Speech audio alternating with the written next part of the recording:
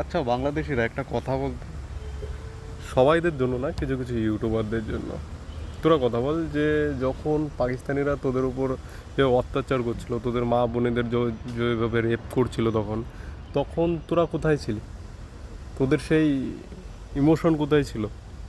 এই ইন্ডিয়া বাবাই এসেছিলো তখন বাঁচাতে। ইন্ডিয়া বাবা না থাকলে তখন আর বাঁচতে পারতি না। আর সেখানেই তোরা সেই মানে কি বলবো, যেই থালিতে ইন্ডিয়া খেতে দিয়েছে সেই থালিটাই ছেদ করেছিস। ছেদ করার অভ্যেস আছে। আর তোদের মা বোনেদের যে যারা রেপ করেছিল তাদের কাছে আবার ফেরত যাচ্ছিস। এই জিনিসটা থেকে একটা জিনিস বোঝা যায় যে তোরা কত বড় মাদার ফাকার। বুঝতে পারলি তো? এবার নিজেদের সঙ্গে অন্যদের তুলনা করিস না, তুই তোদের তুলনাই কর। বুঝতে পারলি তো? তোদের না ক্রিকেটার যারা আছে তারা ঠিকঠাক সম্মান লোকজনকে দিতে পারে, না কাউকে ভালো কোনো সাজেশন দিতে পারে।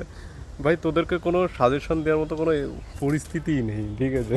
তোরা তো গাধার ঘাড়ে, তোরা গাধার ঘাড়ে পুরোভাবে।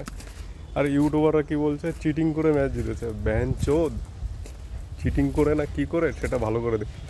আর তোরা বলছিস বাংলাদেশি এই করতে পারে, বাংলাদেশি ওই করতে পারে, বাংলাদেশি বালের একটা ফিল্ম বের করে তাই এত বড় বড় ডায়লগ।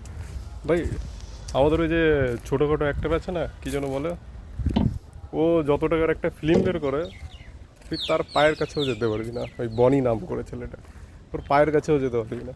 তোরা এত বড় বড় ডায়লগ চুদাস, বাল করিস, করছিস। হ্যাঁ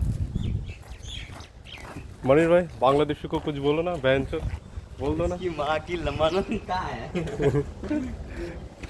ठीक है ना?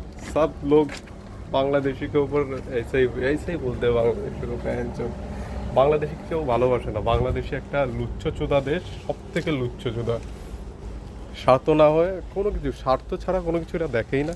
আর স্বার্থ জিনিসটা এদের মধ্যে কুট কুট করে ভরা।